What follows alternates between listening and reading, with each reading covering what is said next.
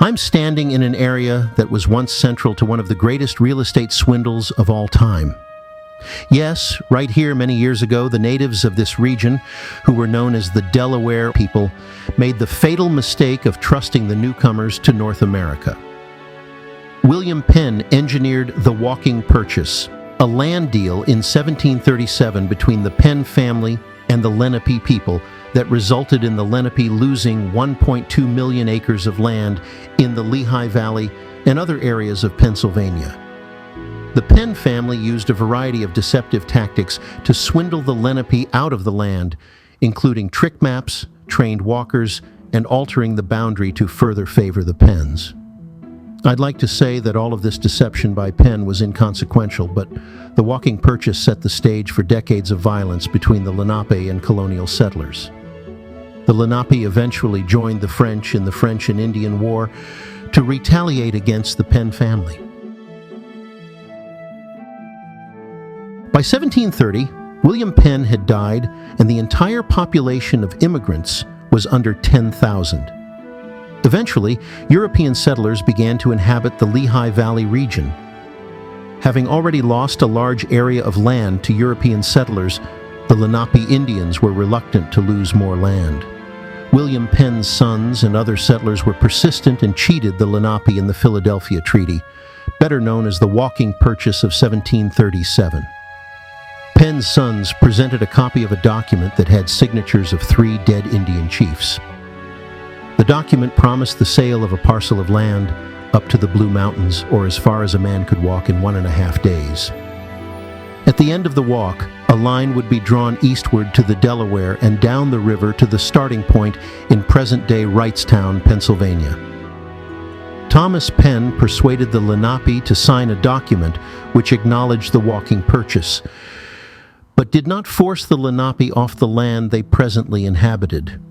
As soon as the Lenape signed the treaty, the Penns arranged for the Iroquois Indians, the dominant Indian nation, to force the Lenape off their land for not honoring the original agreement held in the walking purchase.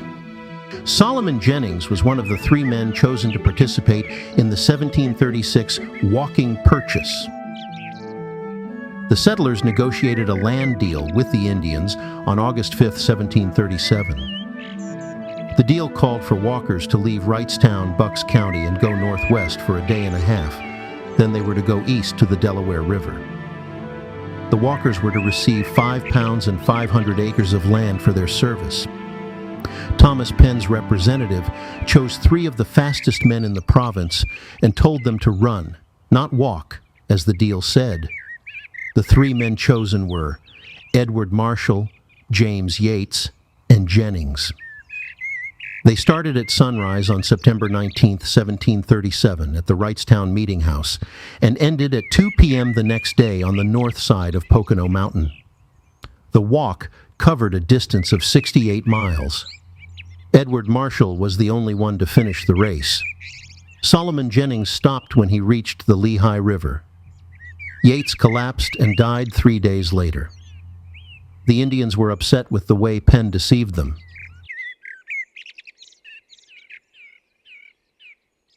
We have to believe that William Penn was an honorable man who genuinely tried to deal fairly with the Native Americans upon first meeting them in the 17th century. His honest treaties with the Indians prevented many battles between the 2 sides.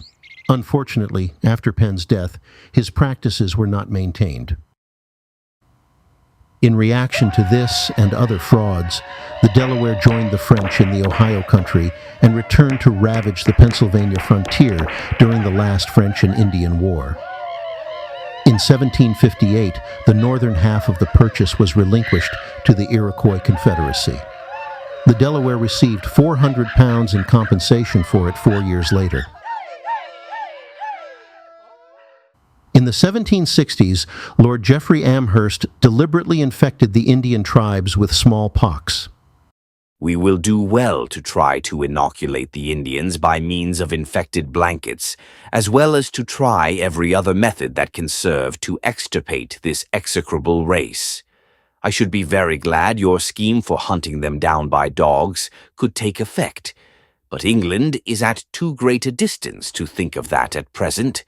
Our goal must be to eliminate them, and this, I believe, is the most efficient way of doing so. Lord Jeffery Amhurst. As a result, the Lenape declared war on the settlements. Lives were lost on both sides. After the 13 colonies had been declared the United States, a treaty was written to declare an Indian territory in Ohio and make it a 14th state. However, Congress did not ratify the treaty. By 1778, most Indians had been forced out of Pennsylvania. Some moved to New York and then to Canada. Others moved to Ohio and then to Kansas, Louisiana, Oklahoma, and Mexico. The so-called walking purchase remains a very sad incident from the earliest days of the formation of the United States. This unethical treatment of Native Americans here in Pennsylvania would eventually become common practice over the ensuing decades as the white settlers continued to move westward. The indigenous people who had long lived in North America were forcibly evicted and systematically eliminated from the face of the expanding country. And it all started here in eastern Pennsylvania.